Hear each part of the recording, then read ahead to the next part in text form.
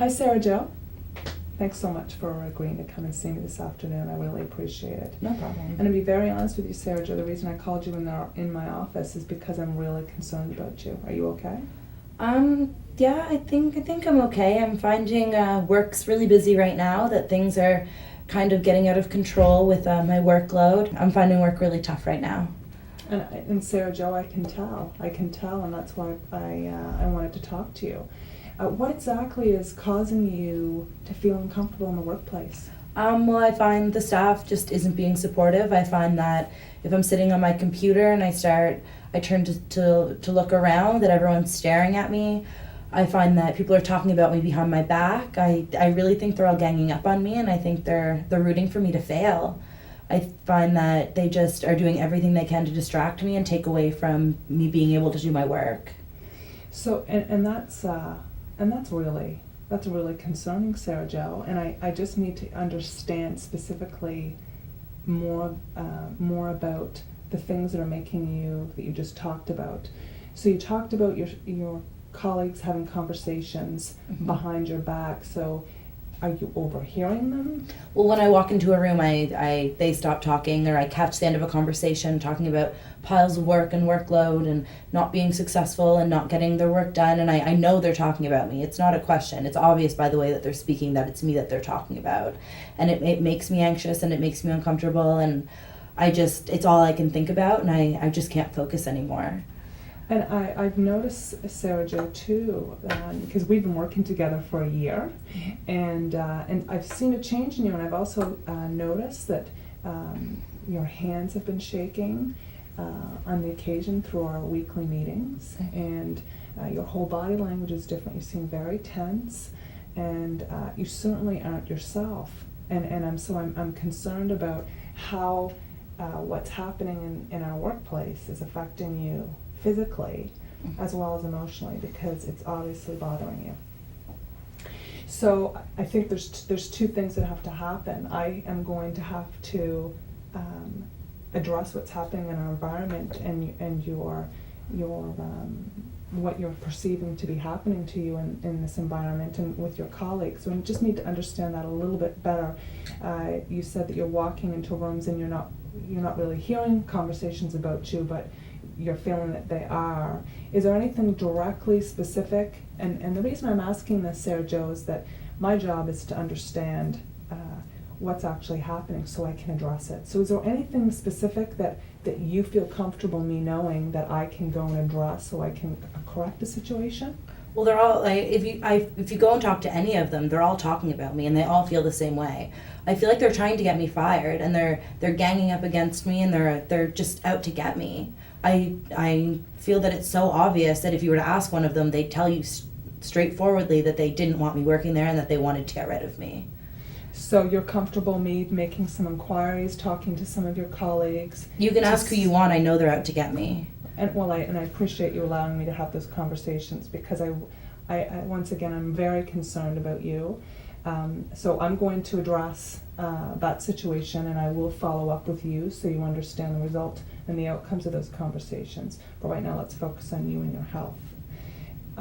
Physically, this is having an impact on you. Well, I haven't been able to sleep, so. Have you seen a physician? Have you considered seeing a physician? No, I find I'm just too busy, and I'm overwhelmed when I'm not at work trying to get my work done and being distracted. I'm just focused on this all the time. I haven't had time to go even think about going to see someone or talk to someone about it. Well, I think that, Sarah Jo, we have to make this a priority for you. And if you're comfortable, what I'd like to do is write some notes down based on our conversation about how you're feeling and the impact of the environment on you, what I have actually observed in you in terms of the change in your hands shaking during our meetings, and just a change in your general approach here at the office, because I am concerned about you. It's affecting your workload, but it's also affecting you personally. And it's affecting your ability to manage the workload, and then you're feeling very stressed because of that. And so I'm here to support you in you being successful, but certainly I can only help in certain areas, and there's professionals out there like your personal physician. Or have you ever talked to FAP program? No, I haven't. Yep, here is a brochure. If you would like to take a look at that brochure, it's essentially a service that all Dalhousie University employees have, and that you can talk to confidentially to a professional about what you're experiencing here in the workplace. I'm going to do some work to address, to further explore and address your concerns here in the environment, but a professional might be able to give you some other tools and techniques and some ideas and thoughts on how to approach this challenge too. Okay. Which I find personally a great exercise to go through, but I just offered it there as a suggestion. Okay.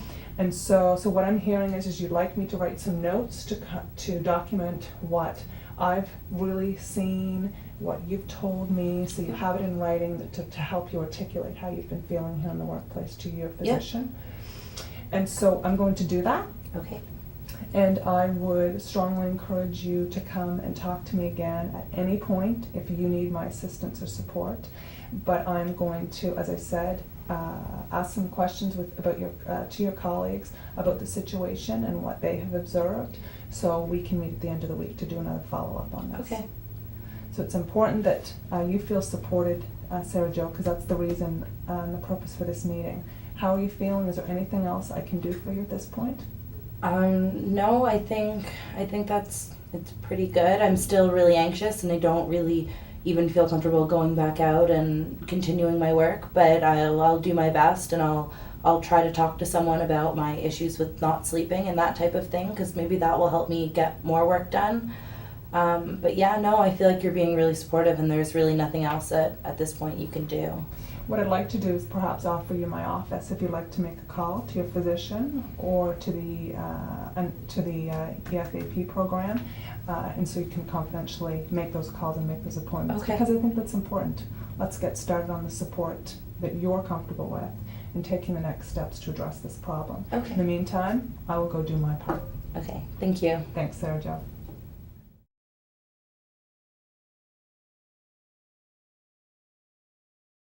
The manager in this scenario has concerns about an employee's mental health. Today, that employee seems more composed than on other occasions. Waiting for an employee to have a good day, if her behavior is sometimes more erratic, will increase the chances of your message being heard. That's the challenge in managing employees. Is it someone going through a rough phase, or is there more to it than that? When you need to have these conversations in the workplace, it is important to manage them sensitively. Seek advice if you're unsure how to proceed.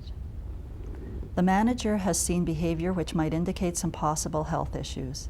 She described the deterioration of the behavior and performance over a period of time, behavior she had witnessed firsthand.